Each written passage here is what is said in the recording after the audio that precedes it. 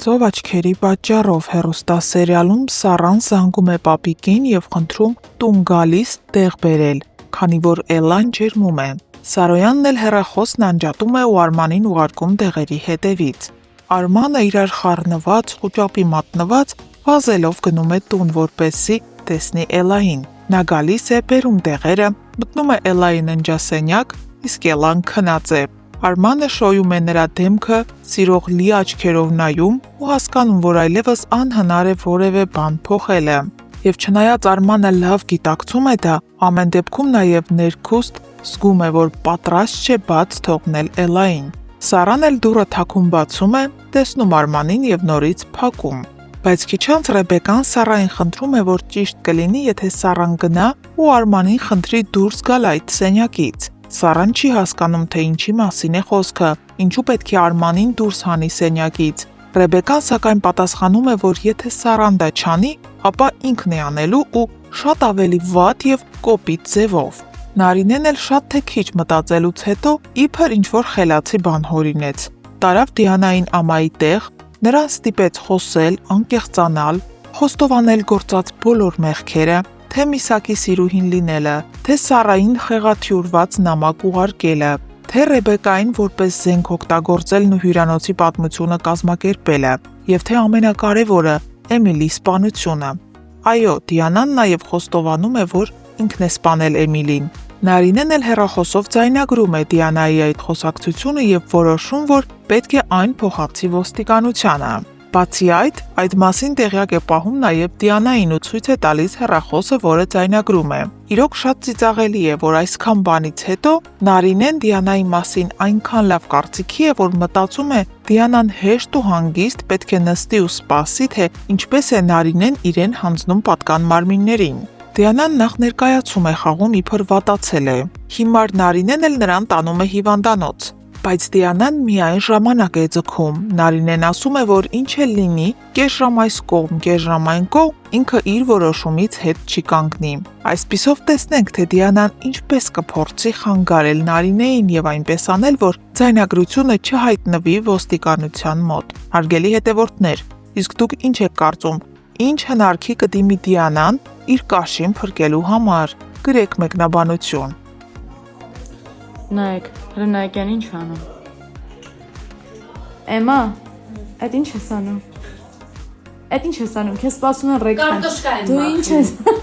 Ինչ ես անում, չես տենում։ Դու մեծ դուրս կծրա գնա։ Իդու։ Ապրես։ Չերկես հասկանում է, որ տեքստերս չեմ սովորել, բայց կարծում եք սկոչով ձեռքերս կապելը տեքստեր չսովորելու համար նորմալ է։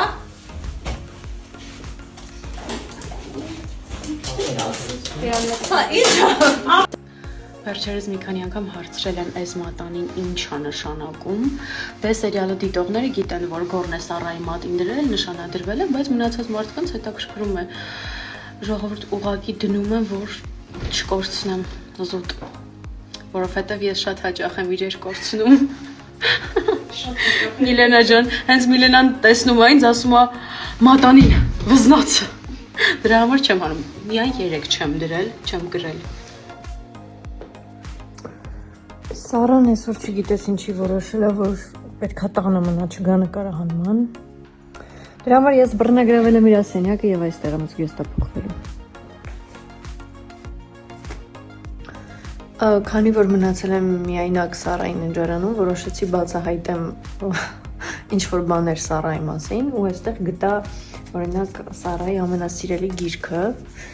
դա երկրաչափությունն է 8-րդ դասարանի, 6-ից 8-րդ դասարանի համար նախատեսված։ Սառան ուսումնասիրում է երկրաչափություն։ Էմա ջան, քանի որ դու արդեն հասցրել ես Սառայի պահարաններն ուսումնասիրել, ես քեզ ուղղակի մի բան կխնդրեմ։ Խնդրում եմ իմ մայրենի տետրի մեջ կարգինով նկարազարդումներ չանել սովորությանդ համաձայն։ Եվ հետո մի բան ասեմ, իմացիր, միգուցե չգիտես, ես քեզ ասեմ, դու ինձ շատ ես կարոտել։ Դու ինձ շատ ես կարոտել։ Ուղղակի շատ, այնքան, որ անիմաստ ես համարում այսօրվա նկարահանման գնալդ, ունայնություն է տիրում, սենյակում շունչ չկա, էլի, շունչ չկա, չգիտեմ, դուրս արի խնդրում եմ։ Մի խոսքով դիմացիր, ես 2 օրից կգամ։ Էլկա ջան, դու կոնկրետ հարմարվել ես, հա, իմ սենյակում։ Եկել է դրսի շորերով նստել մահճակալիս վրա։ Ինչ կա։ Ժամը 9 է, այսօրվա նկարահանումներն ավարտված են ու ես ինչպես միշտ միայն ես չէ։ Տեսեք ինչ մեծ պայուսակներով են, ես ճամպրուկով եմ, Ադրինեն շատ մեծ պայուսակով, որովհետև հագուստները շատ են ու հնարավոր չի առանձին պայուսակներով բերել։ Ու այս դեպքում չենք ասում իրար բարի գիշեր, ասում են գնանք մի քանի ժամից տեսնենք։ Բայց լավ անցավ։ Միշտ։ Ակա։ Այս երևի առաջին դեպքն է, որ ես հիվանդ եմ ու ինքս պիտի ինձ խնամեմ։ Բայց մամայի սիրտը մի բան զգացել էր, որ հետս նանա էր ուղարկել։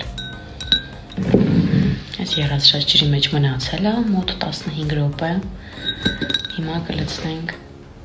այս շատ փոքր բաժակի մեջ։ Խնդրում եմ չթափվես։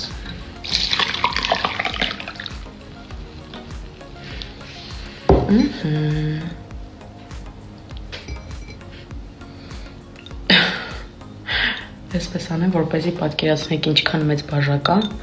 հետո որդուց եմ նվեր ստացել։ Բայ։ Մենք այսօր եկել ենք շատ գեղեցիկ վայր նկարահանումների, նոնա։ Ողջույններ Տաքուկ միջավայրից։ Ողջույն։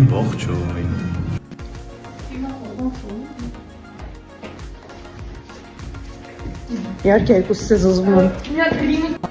Այսօր նկարահանումներս ավարտեցի ուղիղ ժամը 6-ին։ Մի տեսակ դերասանուհու աշխատանքի նման չի էլի, ֆիքսված ժամը։ Փաստորեն էսպես էլ է լինում։ Բրթեքանը գցեք սերիալից դուրս, տենց վատ է։ Այս երկու քույրն են միայն։ Իրականում այս դրանք են ստորը, իմ անունն է դուրս եկել։ Սա ինչ հարց էր։ Իհարկե դուր է։ Իհարկե ոչ։ Քեզ ասով խոսացրեց, պարտադիր ինան մեջ պիտի գցի, գիտես։ Չեմ կարողանում առանց քեզ։ Չաչելի է։ Լավ, իրականում իհարկե դուր է գալիս, որովհետև ես իմ կերտած